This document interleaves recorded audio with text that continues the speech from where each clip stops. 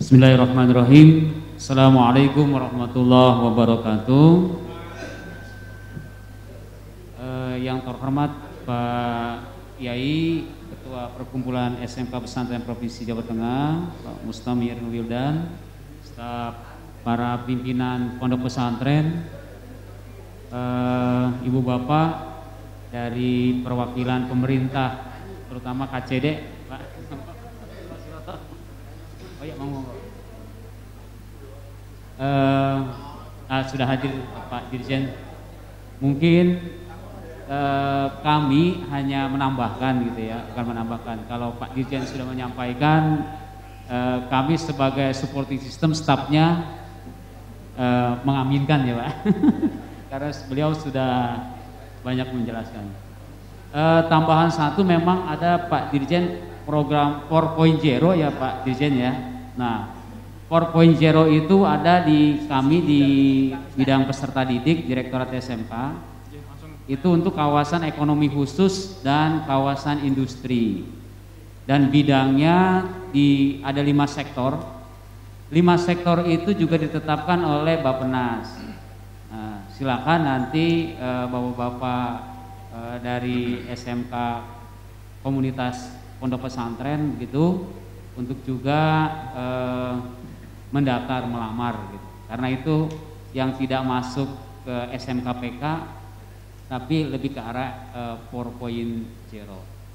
Demikian, karena Pak Dirjen yang terhormat Pak Dirjen sudah bersama kita kembalikan ke diskusi tanya jawab. Terima kasih.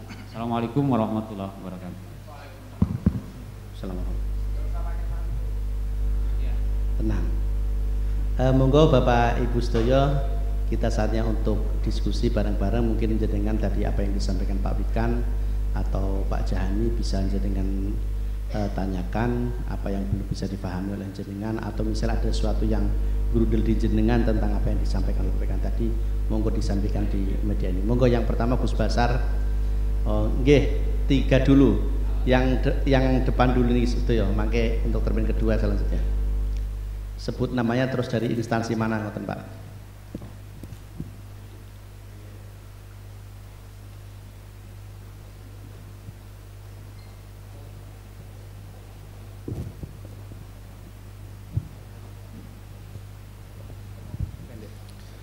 Bismillahirrahmanirrahim. Assalamualaikum warahmatullahi wabarakatuh. Waalaikumsalam warahmatullahi wabarakatuh. Yang saya hormati Pak Wikan Sakarinto, nama saya Kikis Muhammad Afnan. Kebetulan tugas keseharian sebagai pengawas SMK di wilayah cabang Dinas Pendidikan wilayah 2 Kabupaten Demak.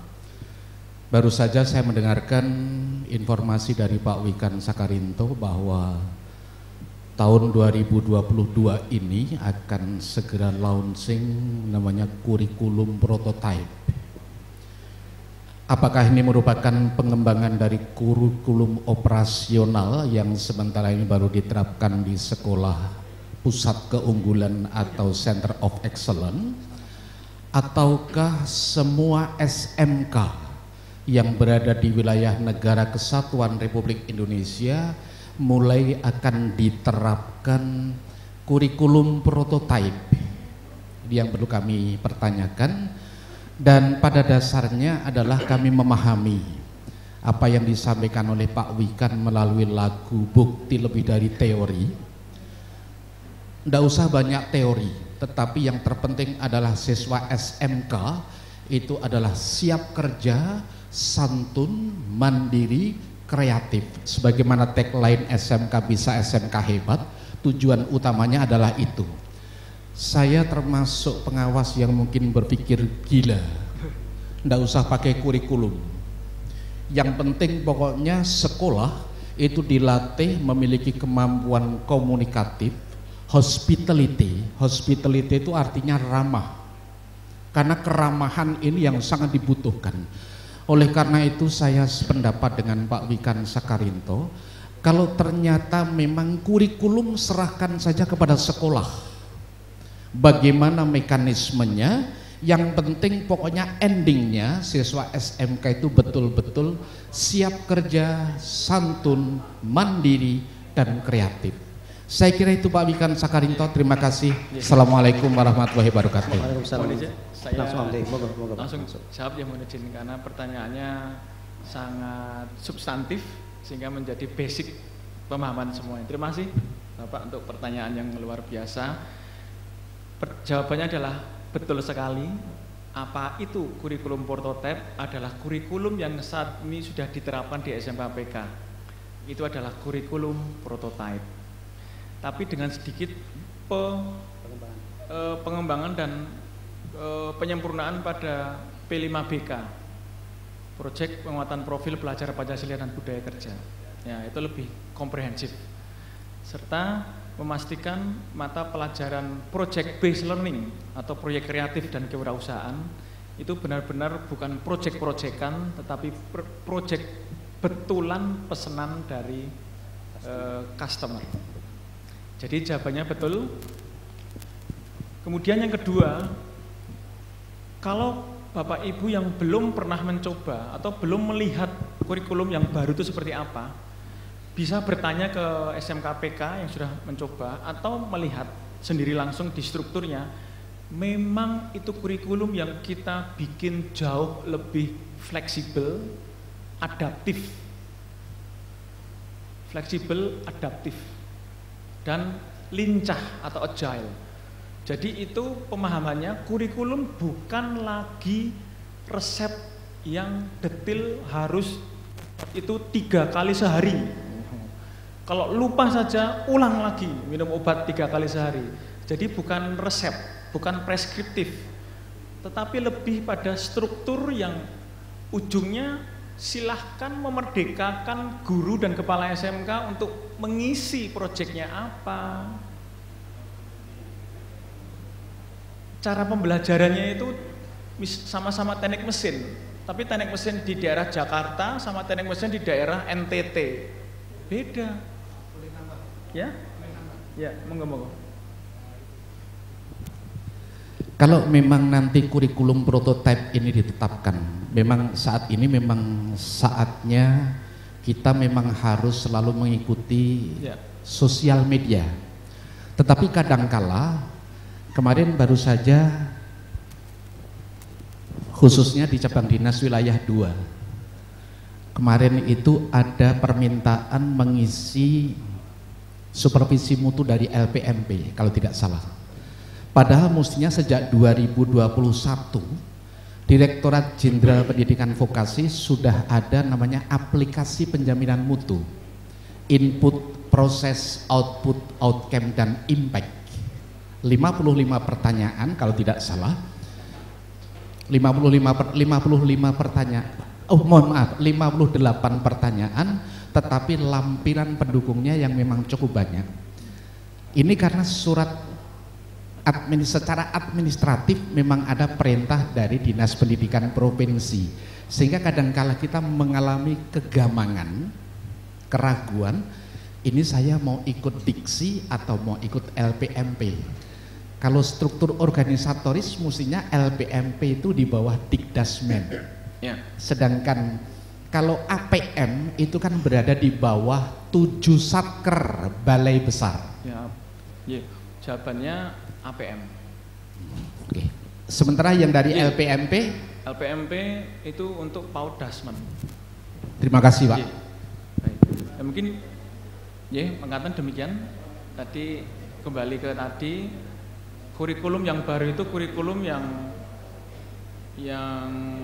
sudah lebih fleksibel. Jadi bagaimana bedanya teknik mesin di Jakarta sama teknik mesin di NTT, ya mestinya isinya beda. Jakarta banyak industri manufaktur, kalau di NTT mungkin lebih ke industri pertanian atau perkebunan atau peternakan. Jadi teknik mesinnya mestinya nggak sama persis. Dan di kurikulum baru itu guru-guru itu semuanya diminta terapan, bahkan bahasa Indonesia juga bahasa Indonesia yang terapan.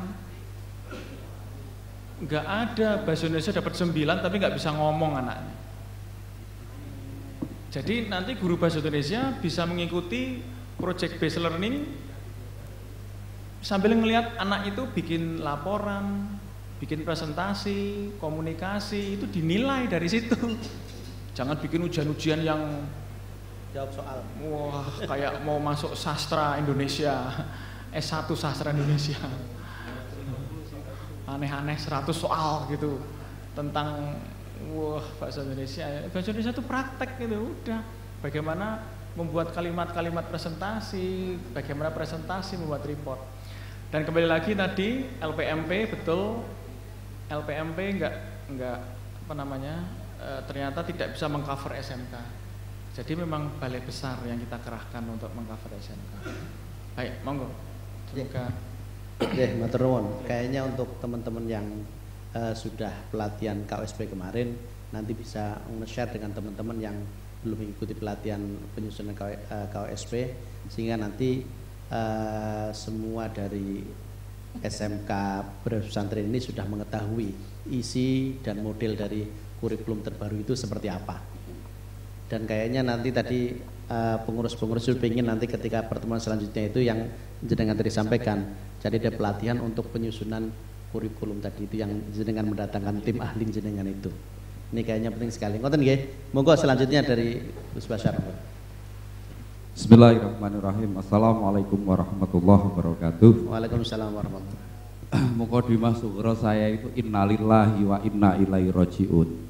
Terkait telah meninggal dunia TKJ untuk program ke APK di tahun 2022. Nah, kebetulan bukan meninggal, sudah lampu merah. Sudah? Lampu merah. Oh, lampu merah. Oke. Begini Bapak yang kami muliakan dan kami hormati, juga kami cintai. Terkait masalah jaringan di tempat kami, sedikit saya akan tebar spona. Jadi untuk TKJ di tempat kami ini sudah bisa memberikan kemanfaatan ke beberapa desa Bapak. Jadi kalau tidak salah ada 3 desa yang bisa mengakses internet rumahan via santri-santri di Pondok Pesantren Manfaul Hikmah Kaliwungu. Kebetulan siswa-siswi di SMK Tahasus kami semua diasramakan, jadi berbasis pesantren. Lah, dengan adanya kabar yang kurang menggembirakan, jadi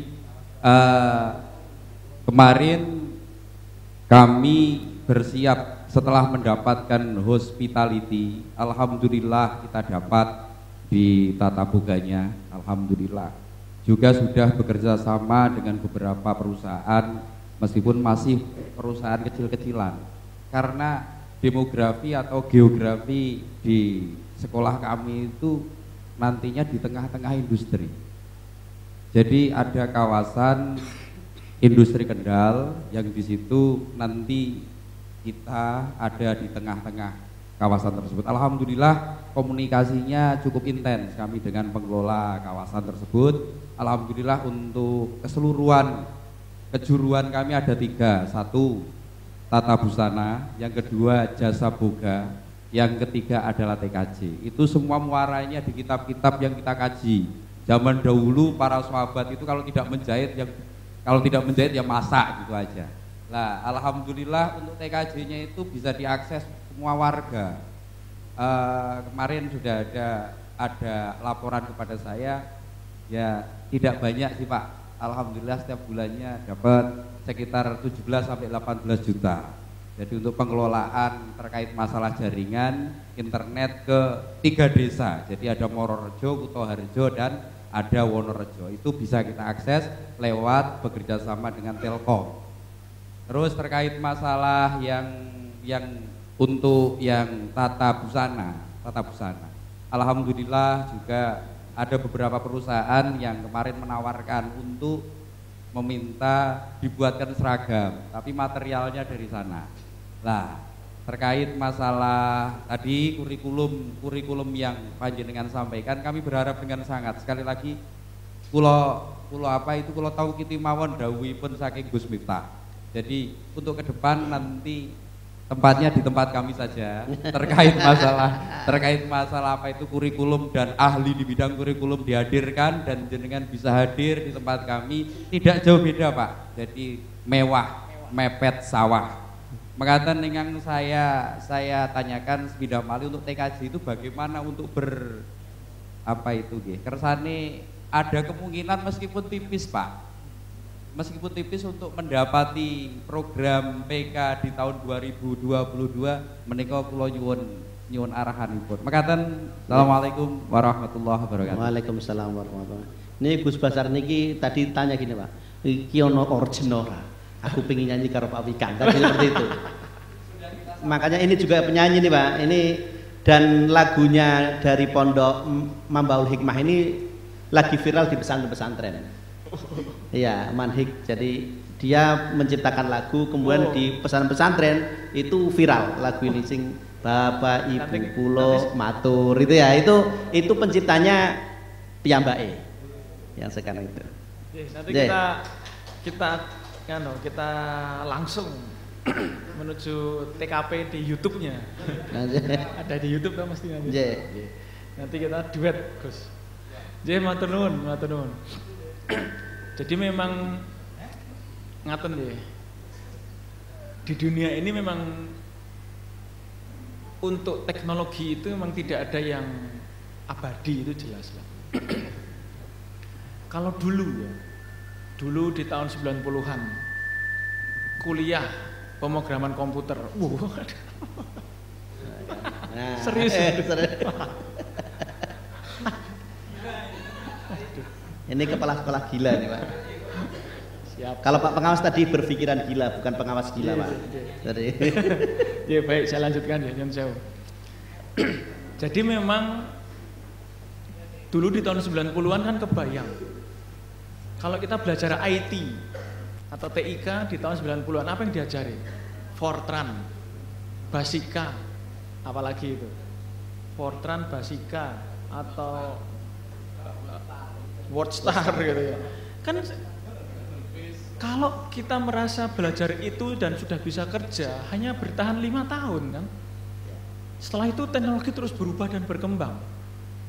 Jadi kalau anak itu bukan karakternya mau belajar terus sepanjang hayat, teknologi itu nggak bakal ngejar. Begitu pula dengan teknologi internet. Di tahun 90 akhir atau 2000 awal, kalau orang sudah bisa buka Linux, ping nomor IP-nya, bisa ke sana, hebatnya udah kayak apa gitu ya, keren gitu ya. Terus bisa bikin ini clamping UTP, kabel-kabel UTP yang kabel internet masa lalu itu loh, warnanya harus urut, connect, di ping bisa gitu ya. Itu kan kayak hebat. Sekarang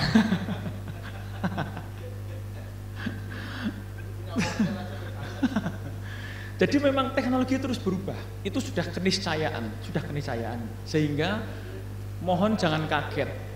Bahkan kami di perguruan tinggi bilang gini kok. Prodi itu bukan kerajaan. Banyak loh di perguruan tinggi itu kaprodi itu merasa prodinya itu kayak kerajaan dia. Anggaran dikelola sendiri, itu zaman dulu. Kalau sekarang anggaran tarik ke fakultas sudah nggak bisa ngapa-ngapa. Dulu tuh sampai punya kekuatan tersendiri, punya dukungan sendiri, duitnya ngelola sendiri, nah jadi perusahaan pribadi, bukan prodi ya, bukan program studi. Prodi itu kalau bidangnya jenuh tutup atau dirubah. Memang vokasi itu terus berubah, mengikuti perubahan zaman. Nah ini filosofi pertama itu ya. Jadi jangan kaget terus kalau kemudian sebuah studi hasilnya adalah lulusan TKJ untuk 5-10 tahun ke depan kalau masih seperti ini maka nggak dapat kerjaan atau nggak match dengan kebutuhan Dudi, pasti. Nah kemudian bagaimana menyikapi, maka tadi saya sarankan, kan tadi saya belum punya keputusan resminya, tapi sebenarnya saya sudah punya bayangan TKJ itu dirombak jadi RPL. RPL itu kan memprogram Mobile. apa namanya, aplikasi-aplikasi mobile, atau membuat website, atau membuat database, atau membuat games. Itu masih future-nya masih sampai puluhan tahun ke depan. Berat, berat sangat Gus, karena ngajarin RPL sama ngajarin TKJ itu tidak sama. Tapi untuk tahun depan ini memang ya Nyon Sewu, memang TKJ ini memang masih menjadi idola. Evaluasi kami TKJ, TKR dan Business Management. Nah, monggo kalau mau diajukan yang lain. Kalau boga dan fashion, saya sampaikan, fashion masih bagus futuristiknya, itu masuk hijau. Karena itu masuk industri kreatif, fashion. Tapi jangan ngajarin fashion sebagai tukang jahit, tapi menjadi fashion designer yang nanti bisa menjual produk-produk fashionnya ke luar negeri dan sebagainya. Iya, makasih. Oke, matur nuwun. Oleh karena itu ini kan ada banyak ketua prodi juga yang datang hari ini. Kita harapkan nanti melihat lagi kurikulumnya kira-kira masih cocok dengan kebanjuan zaman atau tidak. Gitu Gus Basar. Jadi kalau bisa ya misalnya harus tutup ya tutup aja, atau misalnya konten-kontennya, isi-isi materi-materinya itu disesuaikan dengan yang kekinian, sehingga apa yang dipelajari saat ini itu masih bisa diterapkan dalam kehidupan saat ini dan kemajuan teknologi. Ini Nyon Sewu, mungkin sedikit tambahan ya. Mungkin kalau untuk yang teknik mesin misalnya, ngelas, pengelasan, dibutuhkan nggak ngelas? Butuh, tetapi apakah seluruh mahasiswa teknik mesin itu jadi pengelas? Tidak. Enggak. Makanya kalau dasar-dasar pengelasan silahkan diajarkan ke seluruh siswa, tetapi untuk menjadi master di dalam pengelasan itu pilihan. Merdeka Belajar nggak bisa memaksa seluruh anak jadi pengelas. Lah kalau dia lebih pengen jadi marketer, atau dia menjadi sales, atau dia menjadi product designer pakai AutoCAD. Jadi nanti di kurikulum itu ada satu prodi misalnya, anak satu kelas itu ke titik fokusnya bisa beda-beda ya. Itu sangat ideal seperti itu, sehingga project based learning itu akan membagi anak nanti fokusnya dia kemana, tapi dia bersatu untuk menggunakan pengelasan, menggunakan CNC, menggunakan bubut untuk mengerjakan project real. Yang mahal itu kemampuan kerjasamanya. Seperti tadi sini deh, yang galvanum itu yang oh ya, Mbah Halim. Nah itu entrepreneur betulan, dan bahkan menggunakan project untuk jualan galvanum yang omsetnya melonjak tinggi terus sampai berapa miliar ya Mbah? 20 miliar. Anak-anak bergabung di dalam project itu, meskipun menggunakan CNC, menggunakan las, menggunakan apa, tapi memang dapat pesanan real. Dan nanti anaknya jadi calon entrepreneurs. Nah itu kurikulum baru itu bisa dengan sesimpel itu memahaminya. Jangan pusing-pusing dengan kurikulum. Kurikulum baru itu lebih simple, tapi project based learning. Oke. Demikian dari Pak Wikan. Monggo yang lainnya, Mbah Nasir dulu, Mbah Nasir ini. Jadi Mbah Nasir monggo Mbah. Mike Gus Basar, mik.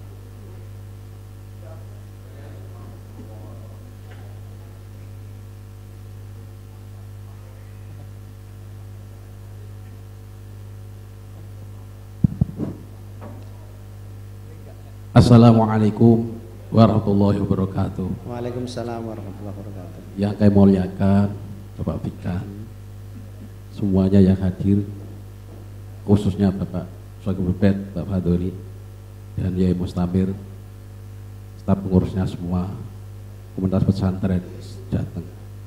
Alhamdulillah, tadi ada 3 pertanyaan, kebetulan mau wadul SMK Alif Blora Ujung Timur. Dulunya banyak yang ikut komunitas pesantren, tahu-tahu tinggal 1, gak tahu. Alhamdulillah mau melaporkan sedikit jerih payahnya SMK Alif.